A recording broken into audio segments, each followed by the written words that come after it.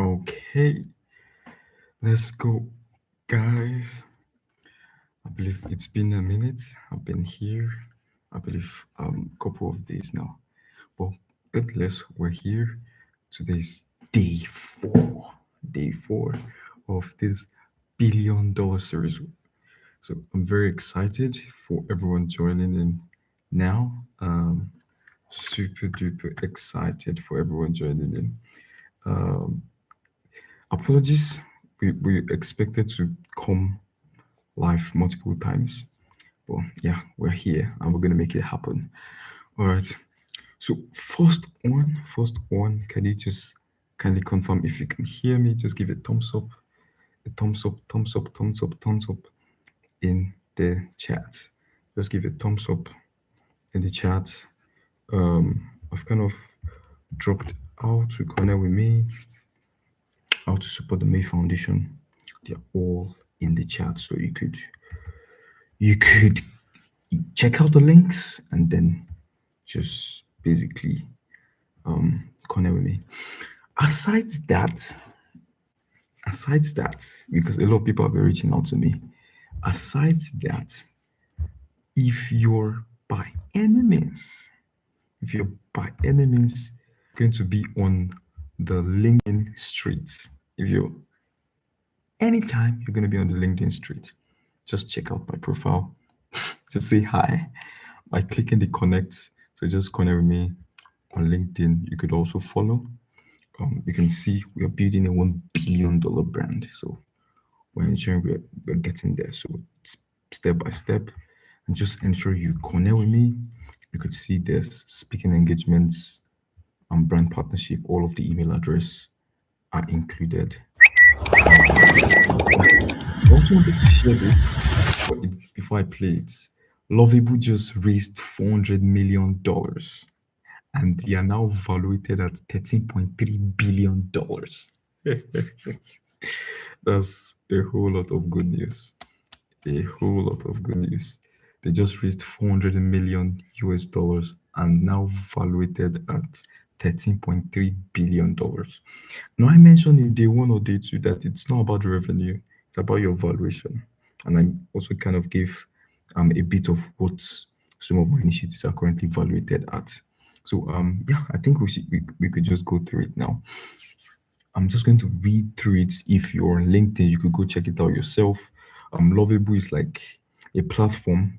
Um, it's a software basically, and it's a platform where you could just utilize for your businesses. Like basically, um, they recently raised fund from Menlo Ventures.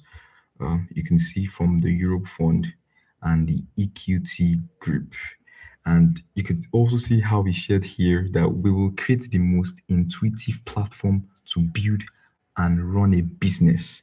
They'll continually create an intuitive platform to build and run a business. So if you're building a business out there, just find out how Lovable can be a part. You can see Lovable, so you are definitely going to fall in love with it. This is not a paid promotion. I'm just intrigued by the success story, and I'm just here to just share it.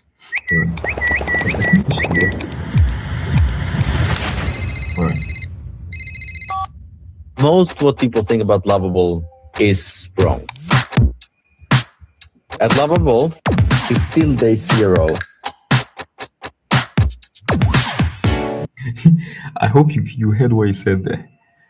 At Lovable is still day zero. They currently just raised 400 million US dollars, and they're just valuated at 13.3 US billion USD. All right, and it's still day zero at Lovable. That means it's still like they've not started anything, even at raising 400 million US dollars and valuated at over 13 billion. They are still at day zero. They've not still started yet. That's the mindset. No matter what you're building, no matter the impact, customers, 1,000 plus customers, 10,000 plus customers, a million plus customers. If you still want to keep breaking records, it's like you've not started. Once you have that mentality, basically that's the goal. I believe this is the $1 billion journey. let's grow together. So basically, also going to be learning from other founders. There's still a lot I have in store that we would explore. But for now, let's just take this little bit of like appetizer. I would name it that appetizer for what is to come over the couple of live streams that are going to be coming up soon. So yeah, I was always obsessed about how things work. I just fell in love with creating things, building things. And people weren't seeing how rapidly the future was advancing. exactly. You know, we've been talking about the future in Fusion. Let's just continue. The future, if you do not get involved in building the future, you whatever is built, you just have to work with it. So is either you join in building the future, or you just whatever, whether it's wrong or good or bad, or you just have to suffer. But if you really want to create the future, start now. Start now. I think I mentioned in day one or day two that it's just 5 years remaining, 5 years left. So let's get started and get things working. So I created a project named GPT Engineer. And it showed how you can talk to the computer to create software. I put it out on Twitter. I woke up to it having gone viral overnight. Holy shit. So I got to Fabian and I said, Fabian, I want to talk to you about how the future of creating software looks like. And that's when the founding team of Lovable was created. Strong Swedish tech companies such as Lovable. Lovable is replacing software. I love Lovable, building a mega business on Lovable. Hundreds of millions. Did you just see Jensen? That's the founder of Nvidia, saying he loves another software, like another tech company. Millions of visitors, more than 1 million projects started every single week.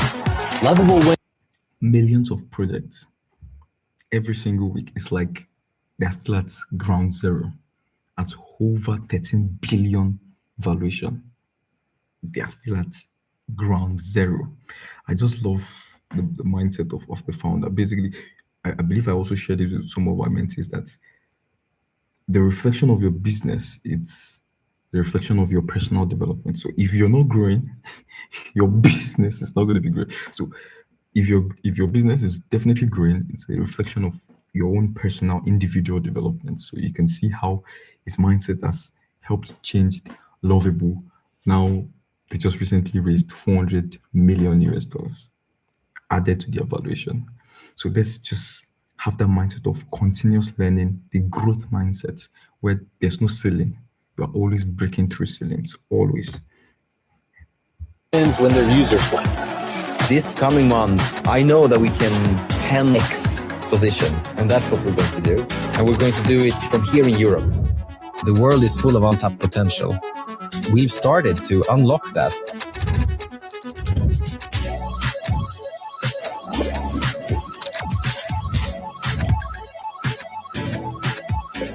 But there's so much more to do.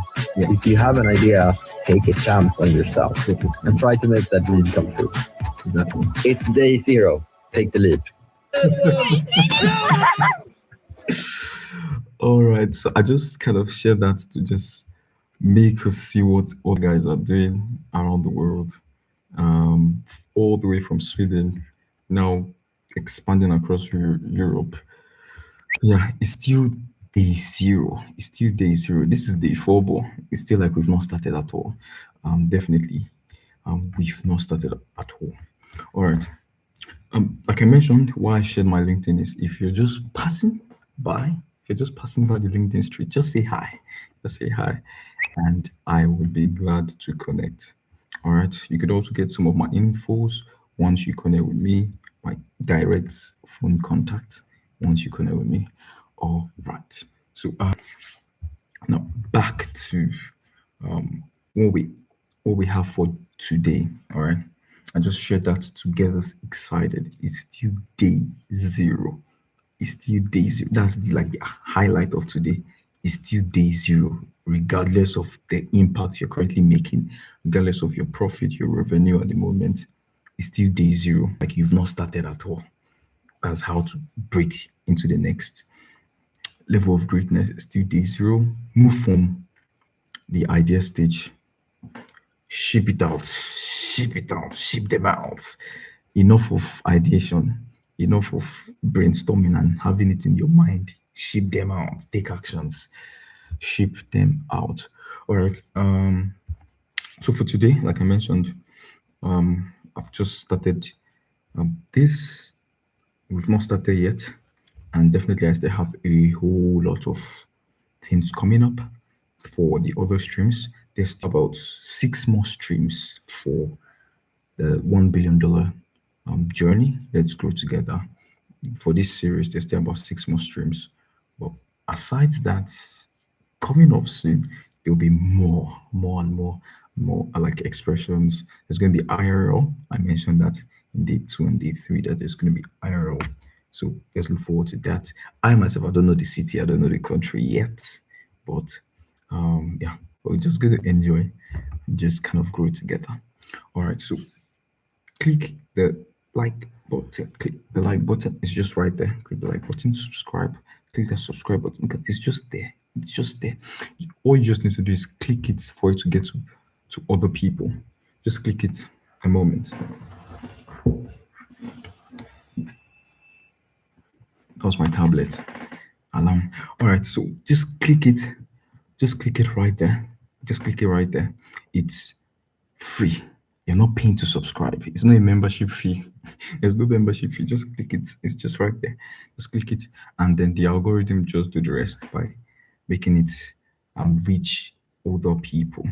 All right. So, like I mentioned, you could also share your questions, share other things that we could learn from. I believe we've started on a good ground, and we want to take it up notch a little bit.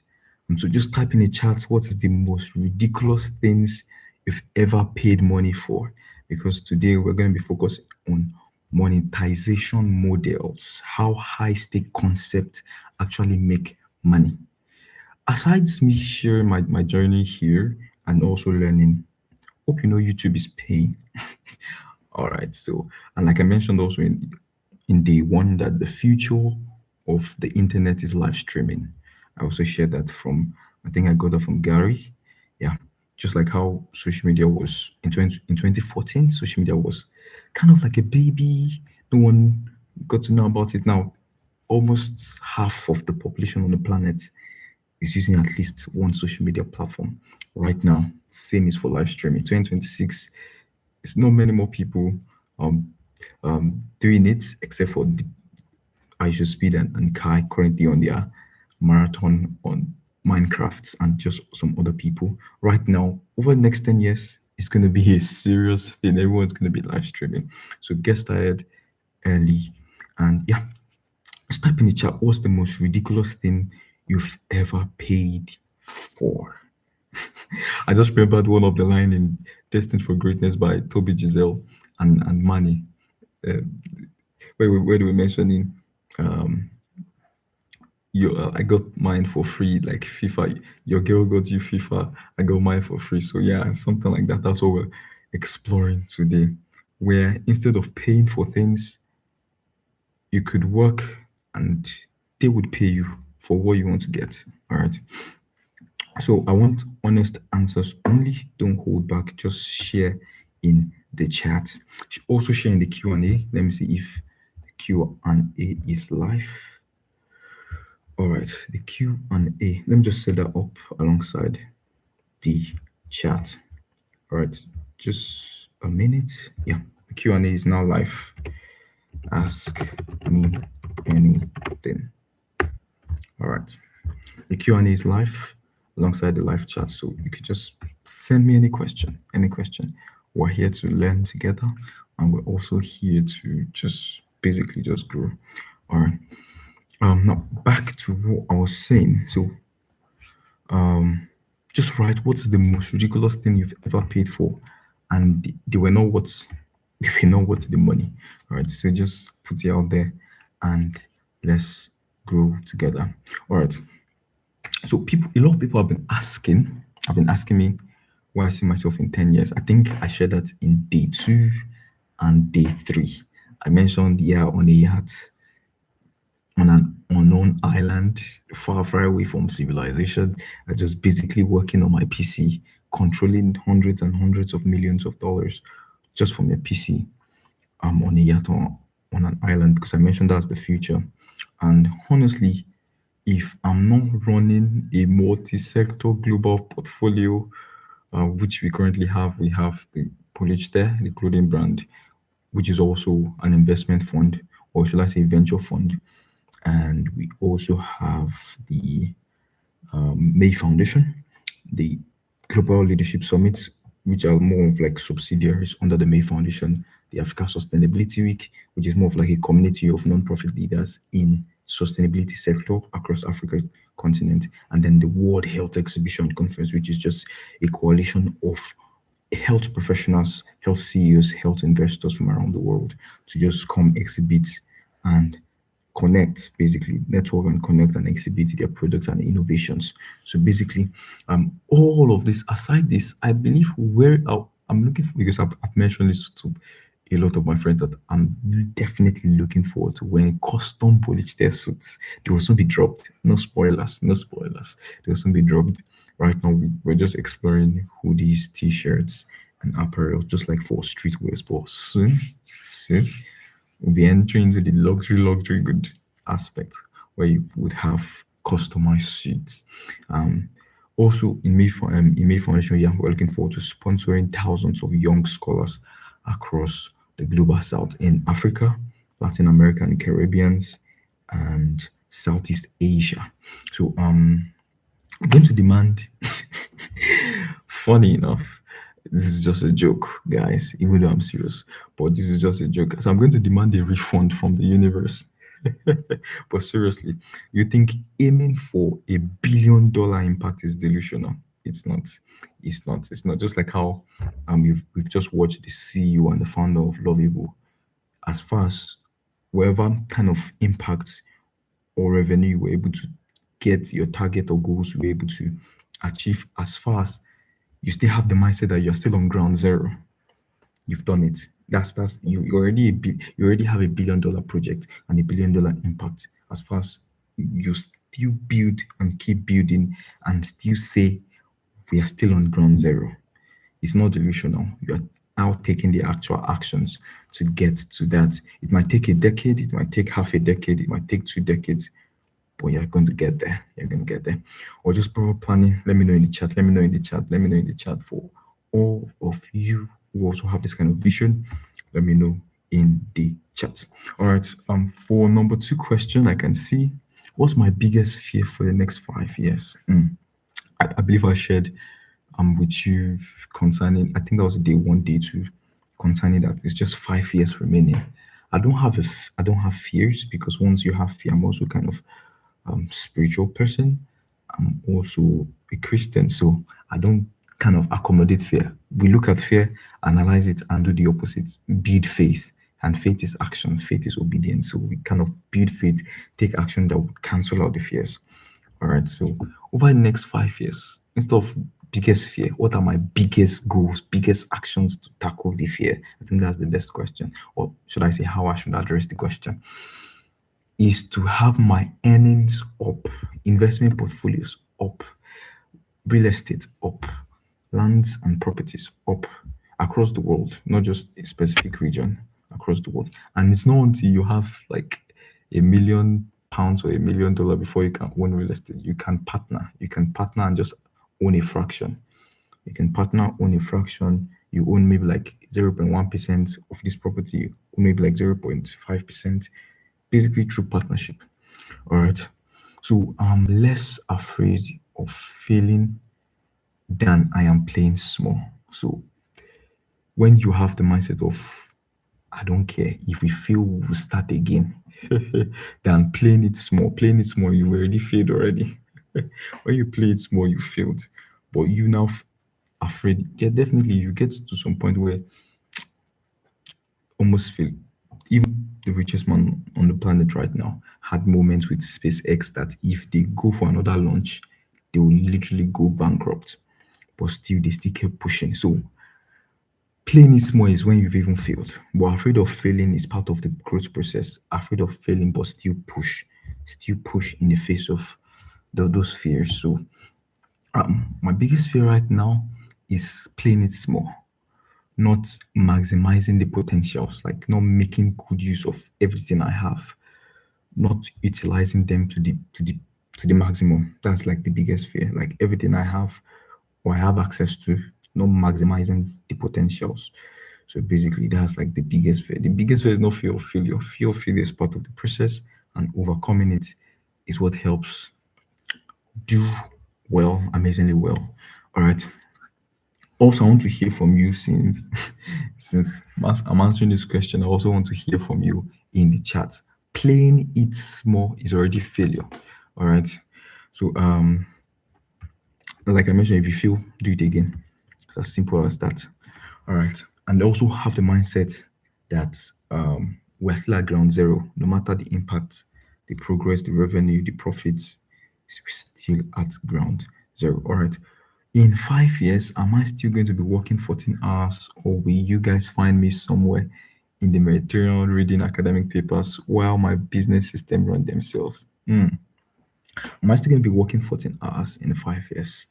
It depends. It depends. Even though I'm starting my research in a few months, it depends. But hopefully, I'm not.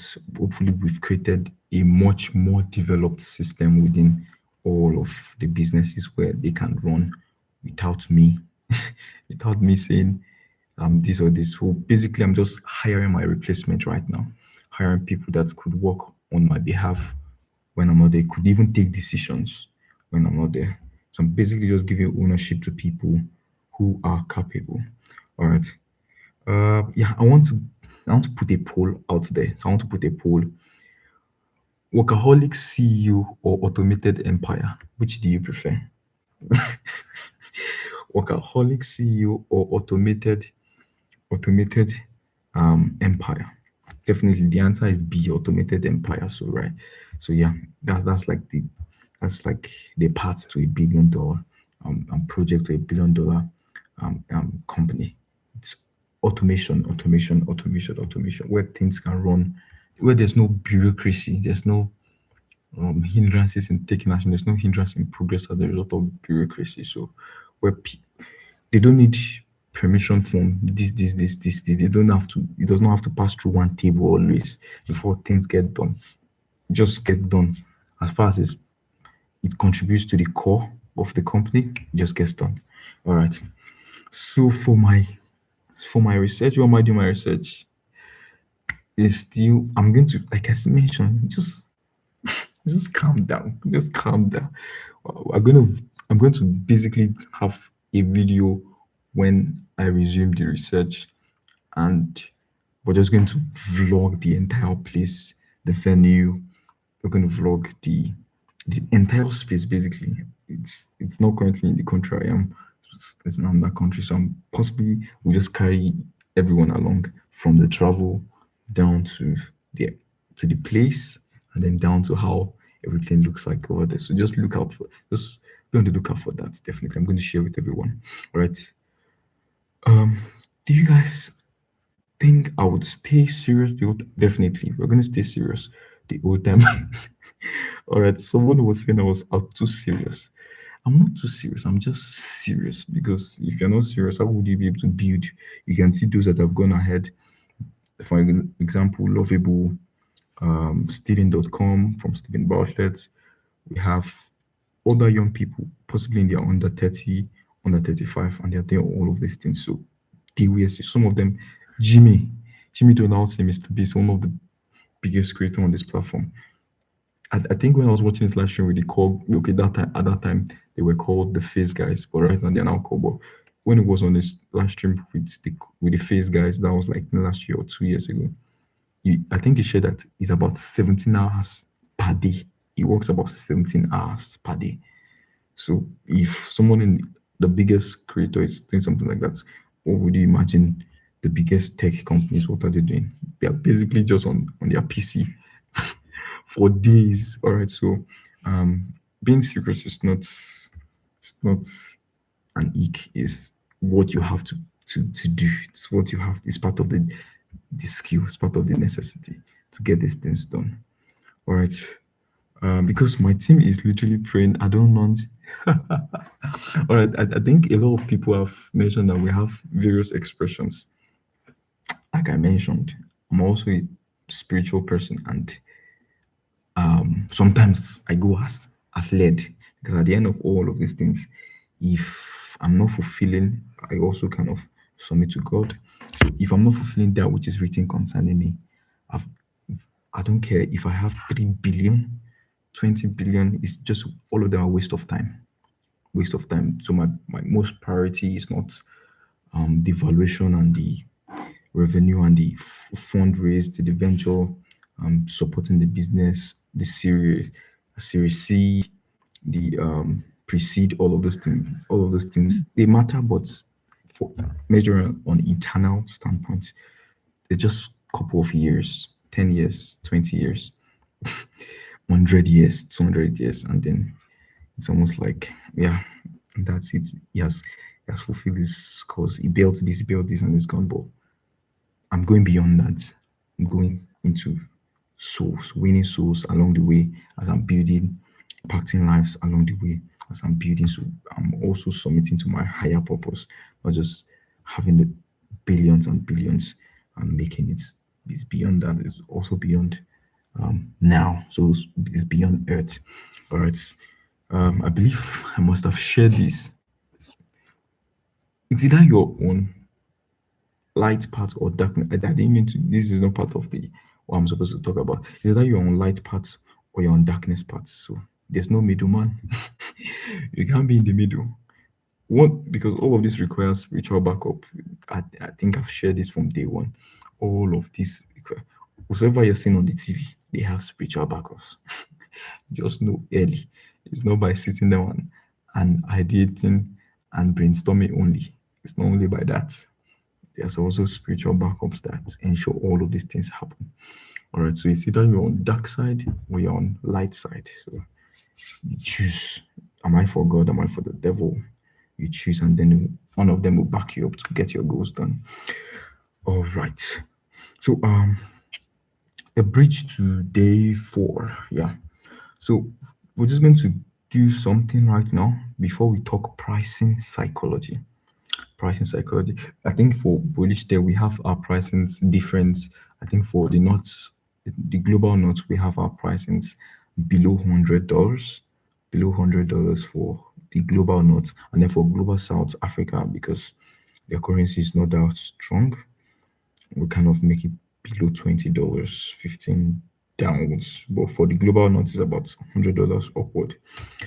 All right. So before we talk pricing psychology, where I believe you must have studied. I don't know if you've heard about this, where you have like the little bottle of Coke, the medium size, and then the large size, and then you see that the little bottle is about 3.99, and then the medium is about it's about maybe probably 7.59, and then the largest bottle is about maybe like 9.99, and you're like, if I buy the middle or if I buy the large, they want you to buy more. Basically, that's the pricing psychology. Pricing psychology of any company is we want customers to buy more. So there's a reason why there's 99. Because if you see $4, you'll be like, oh my god, this seems too expensive. Or if you see 3.99, you'll be like, it's still manageable. That's pricing psychology. All right, so quick test for people in the chat. How much do you think a luxury designer t-shirt actually costs to manufacture versus what it sells for? All right, how much do you think a luxury designer t-shirt actually costs to manufacture? I'm talking about the manufacturing cost now, not the creative work, not the packaging, like just to manufacture it. How much do you think? It costs less than 10%. So that your Louis Vuitton bag that is about 1,500 US dollar, probably the entire cost might be $50 just to make the manufacturing cost. But you're also paying for the what is it called, attention to details, the creative work, because some of them go through designing and designing and designing the thoughts. You're paying for time, also time to create such a masterpiece, because some of them are artifacts. So some of, like, that's how, yes, 50 just produced 51 out of 50 1 out of 100. So most of this, you are paying for the creative work. It's almost like you're paying for a painting, like the Mona Lisa painting that currently cost about millions and millions of dollars. So it's almost like that for luxury t-shirts, luxury goods. You're paying for the time and the creative work, not the actual product cost. Right. I think I already answered that. So I also have one more question again for everyone in the chat. So just drop your answer. Just drop your answer. So someone said 50%. I think I already answered it. It's just about 10%. It's just about 10%.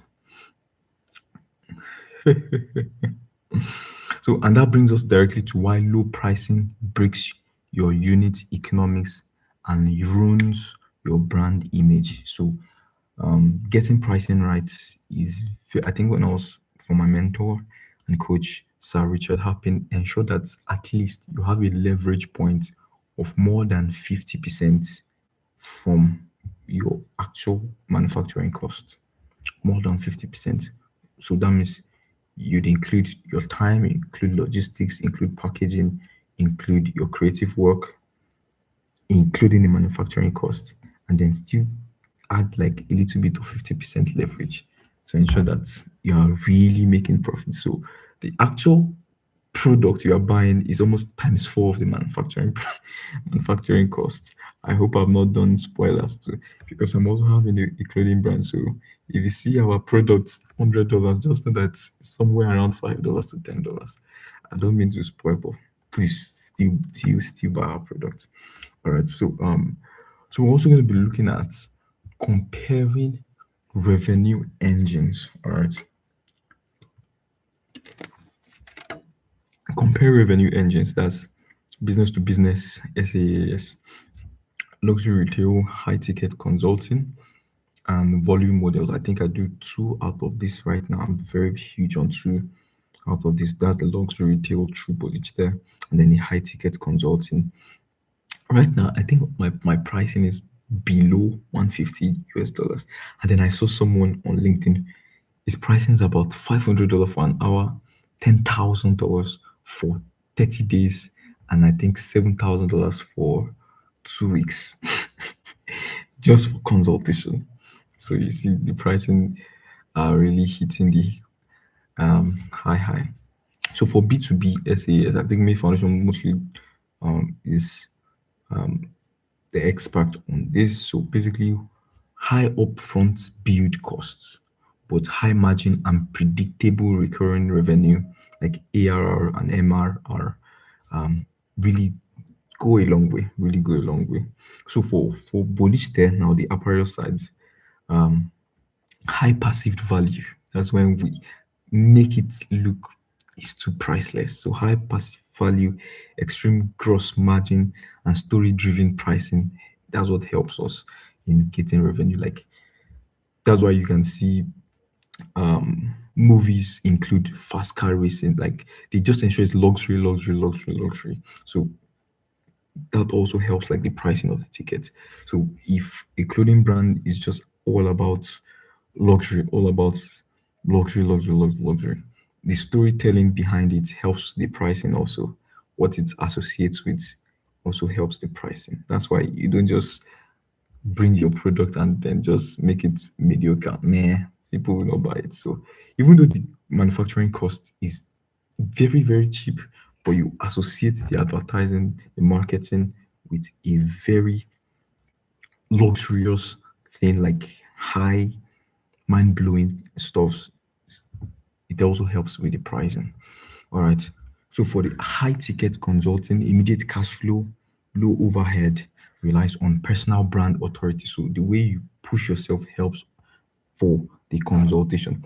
With people be like, "Sh- should I pay up that $500 just for an hour? Who is the person? Who is the person? Is it Bill Gates that is giving me consultation? So your personal brand authority helps in the pricing of that. That's why a lot of people have kind of mentioned that why are you putting His Excellency Ambassador? That's what I choose to put on my LinkedIn. And I can't describe how many connects I've gotten just because of that title. I've gotten invites to games. I think there was someone that sent me a a ticket for I can't remember the basketball game, and I was not even in the country. I was not in the US. Sent me a ticket for basketball game to join. Like I think it's a club, in one of the. I think they were I think 5,000, no, sorry, 5 million US dollar net worth and above. Yeah, the club. I got a ticket to invite someone again, and I'm not even in the country. So your personal brand authority kind of helps with pricing, with consultation, and all of that. Yeah, if you go to all of my social channels, some people think I'm an old person, not knowing that I'm just below, I'm under 25, and yet my brand presence, like my brand authority, is almost like someone who's like the president of the country. All right. So also volume based models, low margin, high scale. Volume based, like making it rare, a rare 1 in 20, 1 in 100, 1 in 50, or 1 in 10. Those kind of products also helps with pricing. Where there's just 10 of it in the world, there's just 50 of it in the world. There's no, like, many people cannot get their hands on it. It's very rare. That also helps with pricing. That also helps with pricing. All right. We're also going to be talking about pricing psychology and unit economics, like the signaling effect. Low prices trigger suspicion of low quality. So if your product has a low price, people will think it does not have quality. Like it's not like you just did anything. But when you keep your price, like they'll be like, it's too expensive. Exactly. When they say it's too expensive, just know you are hitting your goal. It's too expensive. Then you show the reason why it's expensive. You show like the value it gives you. So that's how like the pricing psychology, that's how premium prices create like perceived authority. Like once you make it that good, the price should not be little. So low price triggers suspicion of low quality. All right. So premium prices, that's what creates perceived authority that all right, they know what they are doing. They know what they're doing. Yeah, the product might be very good. And so also margin squeeze. So underpricing leaves zero budget for marketing. Underpricing. I think some of the people are very big on marketing is being hearty. Being hearty. I think I also watched him from James Demoulin. That's the School of Hard Knock. Being Hearty is the chairman of Being Hearty Holding, one of the real estate developers, the Mercedes Benz and the Bugatti residences in Dubai.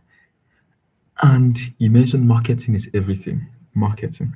So if you're underpricing, it leaves zero budget for marketing. I think someone also mentioned that even up till today, Coca-Cola, I think, is one of the top five revenue companies. They're still marketing. They still market. It's almost like they're on ground zero, like, just like how Lovable, the CEO of Lovable, mentioned. It's just like they're still on ground, like they've not started at all. Still the same thing for all businesses. Every year is like we've not started. We're just starting. We're just starting. We're just starting. So that freshness keeps the business breaking records, breaking ceilings, breaking milestones. We're still at ground zero. We've not started anything at all, regardless of what you're already doing.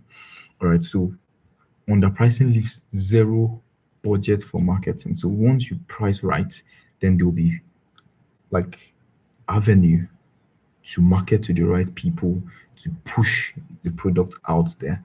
So customer acquisition or hiring top talent, not just zero budget for marketing, also zero budget for customer acquisition and hiring top talent for the business. All right. And finally, client quality paradox. So low ticket, that's if you're issuing ticket, because I think I learned this recently that if you're offering a product, find a way to integrate a service to it. If you're offering a product, find a way to integrate a service to it. That's why, aside the Apple product, you have Apple Pay as a service, you have the iCloud, you have a lot of subscription, monthly subscription. So definitely, so if you have a product you're pushing out there, also have like a service, maybe a subscription plan for maintenance, or a subscription plan for upkeep, for added value or subscription plan for basically any kind of just had services. It helps to create like a continuous purchase. It helps to create like a continuous, they come back, they come back, they come back. So all of these are pricing psychology and unit economics. Right. So low ticket customers often demand the most support and produce the highest churn. Like those people who pay the least, they will not give you problems. The people that pay the least, that they don't pay very much. They're almost the one that needs the most support, and they give you the most problem because they pay the lowest amount to get it. So they just want to squeeze out all of the value for money. All right. And then finally, we're also going to be talking about LTV, designing ecosystem lifetime value. I think I just mentioned about that, including services, lifelong subscription. That's the goal. Lifelong subscription. Spotify, lifelong subscription. YouTube also has subscription. iCloud, iTunes, all of this has subscription. So once you have a product, look for a way to add subscription to it, moving from one-off transactional sales to multi-touch ecosystem monetization. So just from one, instead of just one purchase and that's all, you also include a service, include a subscription, and that changes into multi-touch ecosystem monetization. Right now at Bullish, they were looking forward to in Europe, we're looking forward to dry cleaning of, if you buy our product, you would also have access to dry cleaning services, basically. So we're looking forward to all the ways you can get subscribed, and it's going to be subscription based. It's not going to be income, like you're not going to be paying one time. It's going to be subscription based. So once you pay the monthly subscription, you could come anytime to just have your dry cleaning for a product you bought from us. All right. So structuring retainers, subscription. I think I already mentioned this. Structuring retainers, subscription, and cross-sale architecture to maximize customer lifetime value. So lifetime value, that's it. The goal. The goal is LTV, not Lagos Television. LTV, lifetime value, where people beyond just one time transactional sales, they come again and again and again for multi-touch ecosystem monetization, where they come for subscription, they come for retainers, they come for cross-sales architecture that has already been built by the business, creating a lifetime value. All right, let me see what's hopping in the chat again. Yeah, we've been well over 30 minutes. Hopefully, I also look forward to doing much longer streams. Please also be on the lookout for that. I'm definitely looking forward to much longer streams where it goes 3 hours, 4 hours, 5 hours, 10 hours. Right now, we're still under an hour. So hopefully be able to get that done soon. So yeah, I can see this discussion. Are you underpricing your product or service out of fear, or is it your pricing strategically positioned? All right, that's my question for us. I just want to hear some of our ideas, just some of our ideas. I think it's my created question, and then I'll also answer it likewise. So, are you underpricing your product? For those of us that have business right now, are you currently underpricing your product or service out of fear, or is your pricing strategically positioned? So, are you pricing it too low, or it's just the right amount, or it's too high, or you have it well positioned? For Bullet there, I would say right now we are pricing it at the right point where we believe we are offering value to our customers. Right now we're pricing at just the right, because like I mentioned, in the luxury goods, you're not just paying for the product, you're also paying for the creative time, the exclusiveness, like how bespoke the product is. It's just 15 in the world. There's just 100 of it in the world, basically something like that. That's what you're paying for, not just the manufacturing cost. And like, I think I've already kind of exposed how much the manufacturing cost compared to how much you're paying. I think I already mentioned that. All right, so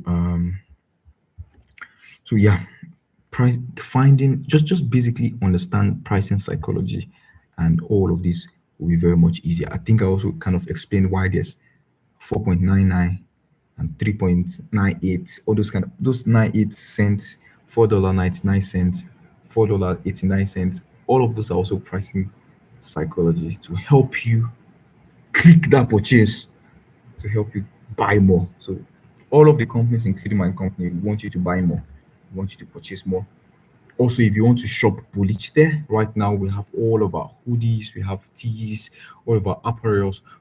Be- Can we also be on the lookout for our first sneaker? Our first sneaker will be launching soon, over a couple of months. We are working on it. Just pre-order them. The hoodie, yeah, a lot of, you could also customize because it's a luxury good. We're making it out there for customization. If you don't like the current template you're currently seeing, you could request, this is the color I want, and then it will be shipped to you. So please do check out. The link is on the YouTube platform and it's also in the description. All right, so just shop Polish there. That's my clothing brand. Yeah, and definitely I myself, I wear bullish there, and I'm looking forward to much of the collections that will be released because soon I'm not going to be wearing any other product aside bullish there. I mentioned we're going to be launching suits soon, beyond the tees and the hoodie. We're going to be launching suits. We're going to be launching dresses, either for gala nights or for work or for like we're going to be exploring all of those soon. So be on the lookout for that. And then finally, which revenue model in your industry generates the highest margin with the lowest churn? I just want to hear that in the chat. Which revenue model in your industry generates highest margin with the lowest churn? I want to see our answers in the chat. I just want to see our answer in the chat. Um, while I give my perspective, while I give my perspective on this. So far, um, I would say when scaling a venture, basically when scaling a venture, first get things right. I think I mentioned in day one or day two that once you are seeking for investment for your venture, because investment is also part of scaling. So it's not just what scaling is about, but it's also one of the crucial part of scaling. So I mentioned that if the business is doing well, it propels the doing well. If the business is doing bad, the investment propels what is going wrong. So it's not that investment is going to change what is currently going on. So if it's doing very well with your revenue, your margin, and your profit, it's going to scale it. If you're doing very bad with your revenue, your margin, your profits, it's going to increase the losses. So basically, investments or investors, they just amplify what is currently going on. If it's going bad, it amplifies it. If it's going great, it amplifies it. So when scaling a venture, revenue volume is only half the equation. I think I just mentioned this.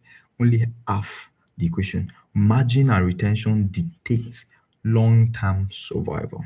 All right. So margin, how like your leverages, your margin, your retention dictates long-term survival. So if you look across top performing global industry like tech, space exploration, I think I also mentioned this in day one that AI, Gen AI, super AI, like super intelligence, climate change, carbon emission, carbon capture, and then we have space exploration.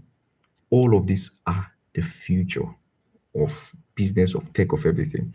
So if you look across all of these top performing global industry, the highest margins paired with the lowest churn almost, should I say, they are always stem from ecosystem based monetization rather than transactional sales. So when you create, just like how we mentioned the last bit I mentioned a few minutes ago, when you create subscription plans, when you create like retention models, like you just create retainers, cross-sell infrastructure where you pitch this, like you're selling this product, but you also include, if you also want this, it's just for, then you include a much lower price, just for 299 to add this to it.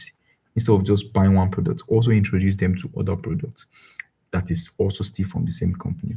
And basically that's how you sort out the issue of or should I say how you maximize margins with low churns. Churns is like bottlenecks, between customers and the company.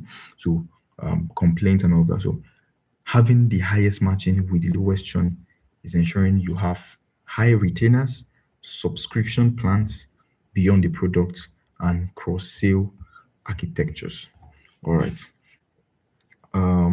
Yeah, high switching cost plus mission criteria integration, 8% plus gross margins and near zero churns. I might be sounding like physics, but please, I'm going to explain this.